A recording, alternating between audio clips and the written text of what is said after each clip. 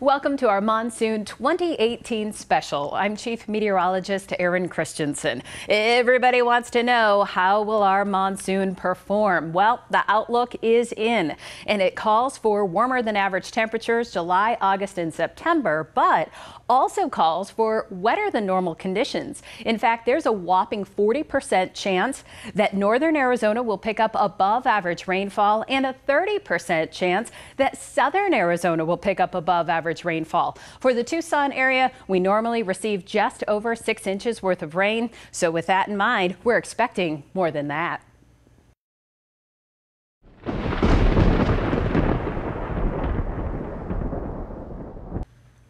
I'm Craig Smith. If you're an old hand with monsoon, you know the frequent flutters, the spots especially likely to block your way or to risk your life if you try to drive through them. But maybe you're new to the area or you're in an unfamiliar part of town when the storms roll in. So it is good to recognize the trouble spots. This part of Harrison, south of Golf Links, floods so often the city of Tucson installed permanent warning lights to flick on as soon as there's danger. Look to the side and you'll see Pantano Wash runs right across the road. It may not be raining on you, but a wash can channel water into your path from a storm miles away. Sean Moore coordinates Operation Splash, Tucson DOT's program to barricade flooded spots. Sometimes people are just determined to take their chances.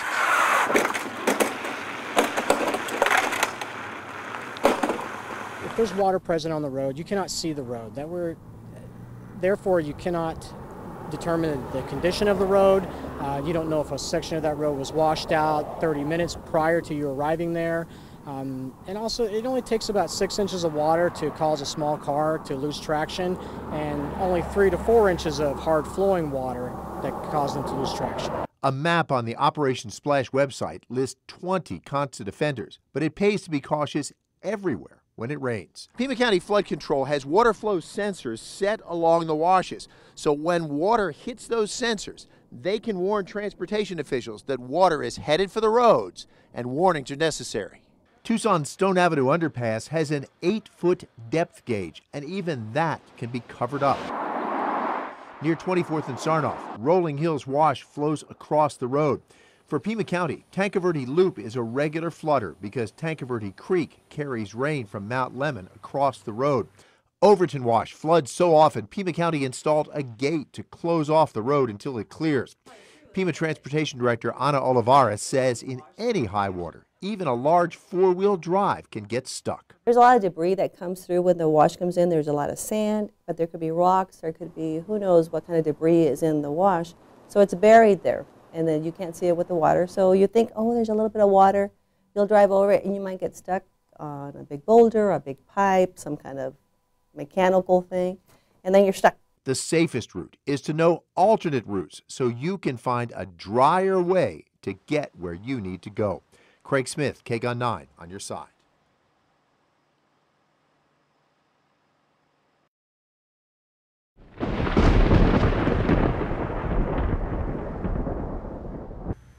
When it gets hot in southern Arizona, we look for places to take a dip and cool off. Some of those places in nature, usually canyons with waterfalls.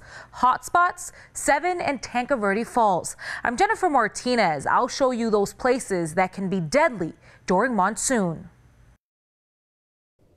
During the summer months, heat exhaustion isn't the only thing a hiker needs to worry about. To be aware of avoiding the deep canyons, the narrow canyons, anytime there's a possibility of a flash flood coming down. If there's any forecast of rain or so, avoid the tight canyons. You want to stay in the wide open areas. During monsoon, hikers need to be concerned about water basins filling up in the mountains. And while it takes a couple of hours for the water to come down, it takes just a few minutes to rise and become a dangerous situation. It can be deadly. It can be completely dry, no rain or anything at the falls, and all of a sudden there's a rush of water coming down the canyon. Water usually traveling 10 to 15 miles an hour. Just all of a sudden, the water just starts rising. Rescuers say if you plan on going into canyons, you should always have a plan. Be aware of where you're at. Make sure you have an escape route. There's places in Tancaverde Falls if you're caught in there, there's no way you can escape. In 2017, 17 hikers were rescued from Tanque Verde Falls, a father and a child clinging to a tree. The same year in Sabino Canyon, 26 hikers rescued after being stranded by high, fast-moving waters. So before you head out the door, check the weather, but make sure you're checking the weather for the mountains above the canyon you'll be hiking. For example, for Sabino Canyon, check Upper Bear and Sycamore Canyon. For Tanque Verde, the Rincon Mountains. It takes a couple hours for the water to come down the streams, and it can be completely dry, no rain or anything at the falls, and all of a sudden there's a rush of water coming down the canyon.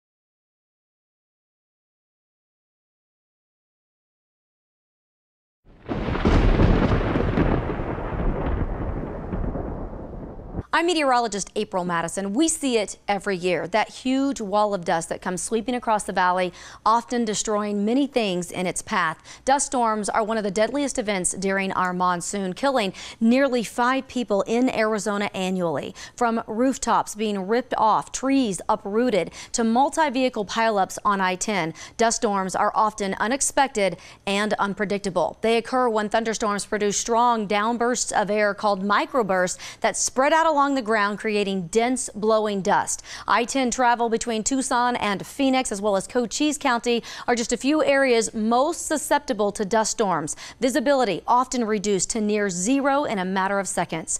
Knowing what to do when you're faced with a dust storm is key to staying safe. The first thing you should do if you encounter a dust storm is slow down and pull off the road as soon as possible. If you can't exit the highway, look for a safe place to pull completely off the road. Turn off your headlights and put your vehicle in park. That is the best thing you can do to take your foot off of the brake so that you do not confuse drivers behind you. Stay in your vehicle with your seat belts on until the storm has completely passed.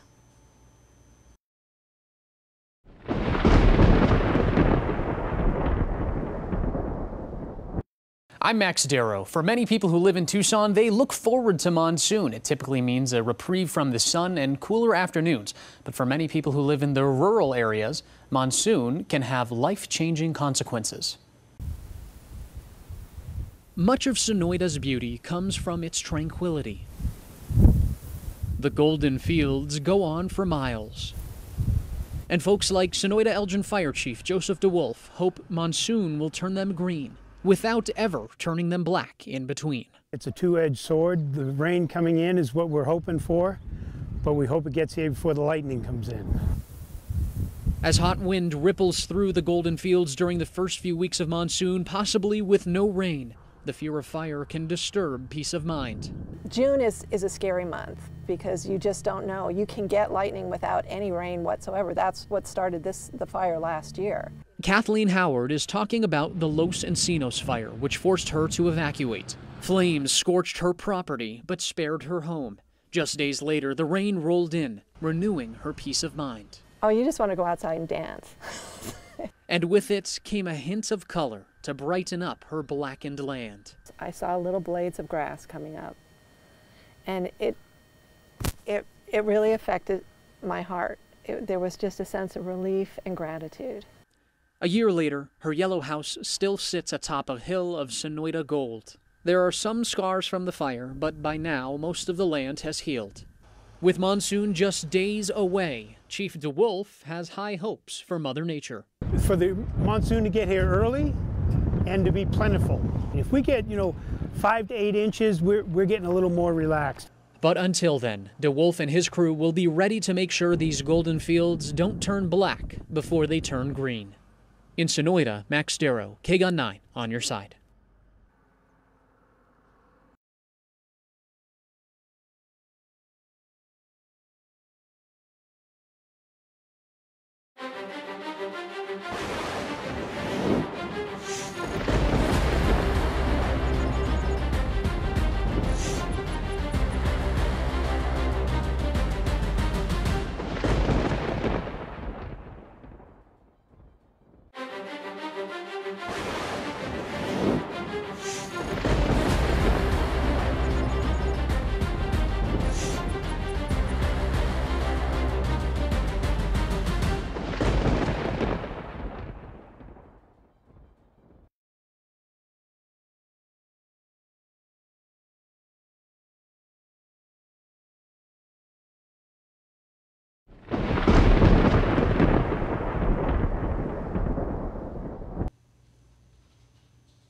I'm first warning meteorologist Kyler Diggs. Lightning is something that we see very often throughout southern Arizona, especially during monsoon. And lightning is nothing you want to mess around with. Lightning, the temperature, 50,000 degrees Fahrenheit. That's 10 times hotter than the face of the sun.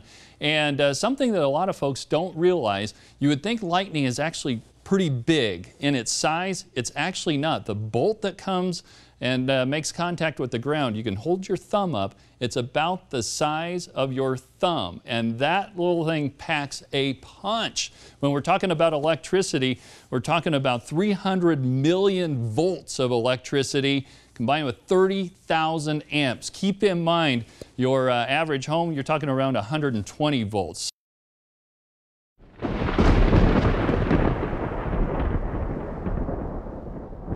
Heavy rains flooded streets in Nogales last year, destroying homes and shutting down major streets. I'm Ivan Rodriguez, and I traveled to the border town to take a closer look at the floods from last year and how one man is preparing for his 20th year of monsoon right on the Nogales Wash. This was monsoon in Nogales last year. The Nogales Wash flowed at the rate of rapids, cars unable to pass through flooded streets. A drastic difference from what you'll see today. Neighbors are already preparing for future possible floods. The wash is just about 10 feet from where our home ends. Manuel Valderrama is about to live his 20th year of monsoon. His backyard gives him a premium view of the Nogales Wash. I've seen trees pass through here and even refrigerators. Luckily, in the 20 years Valderrama has lived in this home, water from the wash has never jumped over his fence. Still, he never takes any chances. We store food, water, flashlights, and a radio with batteries to tune into the news. Property damage wasn't the only concern last year. Heavy monsoon flooding damaged an international pipeline, resulting in raw sewage flowing through the Nogales Wash. Issuing a state of emergency, Governor Ducey sent the National Guard to control the situation after traces of E. coli were discovered, and officials urged people to stay out of the Santa Cruz River. At this point in his life, there are few things Valderrama hasn't seen. For him, nerves don't come into play. No, I'm used to it by now, used to seeing every year how the water rises near my home. This year, you can bet he'll be watching it all unfold again from his backyard, waiting for the calm and quiet Nogales Wash to rage. Ivan Rodriguez, KGUN 9, on your side.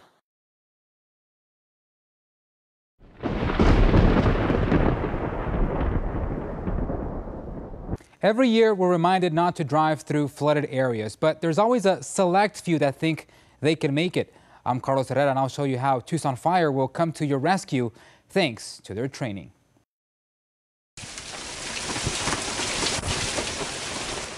Pounding rain, strong winds, and flooded roads. All common sights during monsoon, and it's not a matter of if it'll happen, but when. We get flooding of some sort, some kind. Some years are worse than others. Every year, the Tucson Fire Department rescues dozens of people caught in flash floods, sometimes all in one day. And as the potential for big storms looms, all local firefighters are brushing up on their rescue skills learning from last year. The hope is that we never have to use it, because in the event that we're using it, that means someone is in serious trouble. A training that starts well before monsoon and is divided into sections. Right now you'll see the trucks behind me maneuvering through different hazards or areas that they may encounter when they're out in the field. Tucson Fire Captain Andy Skaggs says the first and most important of them all is actually practicing how to safely get to the location and where to set up, especially in a scenario like this one, in which first responders are simulating someone being trapped on top of a car and surrounded by water. If we park too close to the water, it might be an acceptable level when we get there. However, as the scene progresses, that water level rises and the truck now becomes a victim of that water as well. Not an easy task for crews, since time is of the essence. Making the right choice quickly is crucial. You'll be bringing the ladder in about 15 feet above the victim. A firefighter will be dressed out in swift water gear, move up the ladder, clip in for safety, and then lower the rescue ring to the victim. Tucson firefighters determined the method of rescue based on the situation. In this particular case, they're extending their ladder and helping the person climb off of the car, hoisting the victim using the rescue ring, and suspending them above the water by tightening a ring around the upper torso. Captain Skaggs says this was an overall successful drill, but he says there's always room for improvement. That's why the last part of the training is important as the rest. They're debriefing on what they just learned in the training, talking about what went right, what went wrong, what they can improve on. And as first responders continue preparing for the worst ahead of monsoon, they're hoping you'll make the right choice to turn around. I'm Carlos Herrera, KGUN 9, on your side.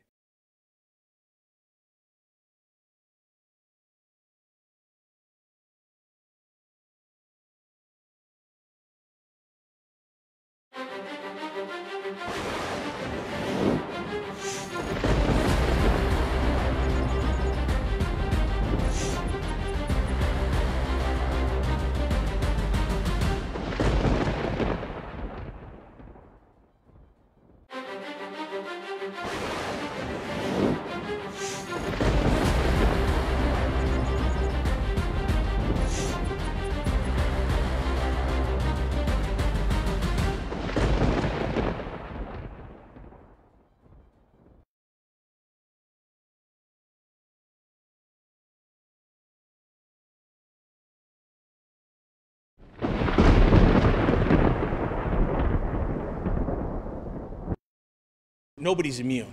Mother Nature is unforgiving.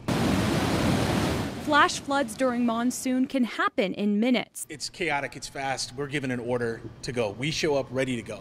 The Tucson Fire Department says this is one of its busiest seasons. Monsoon rain falls, turning streets into rivers, trapping any car in its path that dares to cross the unknown.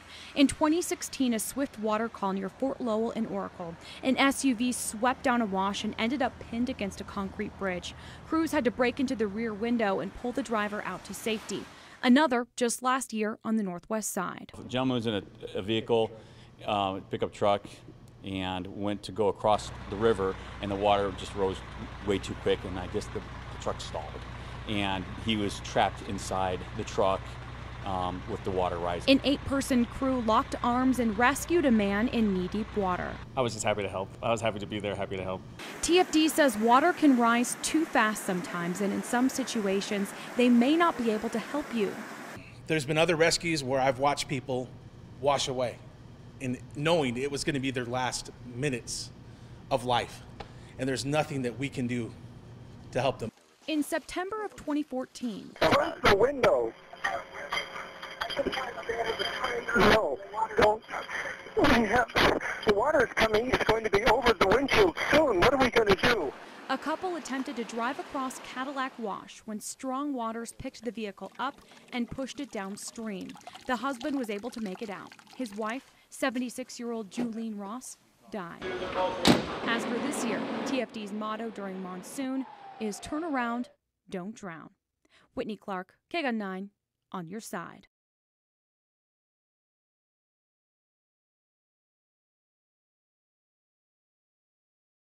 Monsoon storms have the power to knock down trees and snap power poles. When that happens, the lights go out.